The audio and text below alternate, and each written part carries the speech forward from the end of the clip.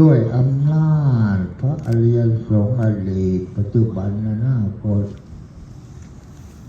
ด้วยอำนาจแห่งเทพก็มี6 สั้นผู้มาเทวดาจาตูมกล่าวคำสายามานิ่มมาละดีปลานิ่มมาละดีอัน6 สั้น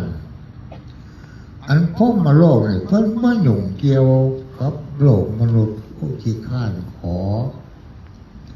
ด้วยอำนาจบุญกุศลพ่อแม่พี่น้องได้สั่งสมแต่อดีต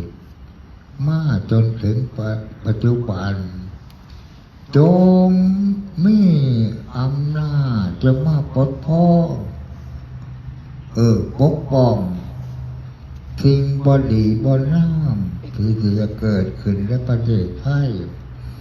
จงกำจัดให้ออกไปสู่ประเทศนอกหลอกผู้มักทั้งลบทั้งเลวก็ได้ให้มีแต่ความสุขความเจริญปรารถนาเงินก็ให้ได้เงินเด้อปรารถนาค่ำก็ให้ได้ค่ำแก้วแหวนเงินค่ำลังน้องเข้ามาผู้มิหนีก็ให้วิทย์หนีเด้อผู้อยากมิหนีก็ให้ลดหนีผู้อยากขายทีหรือจักเดียดตั้งไหนดีวะเนี่ยก็ให้ได้ขายเด้อ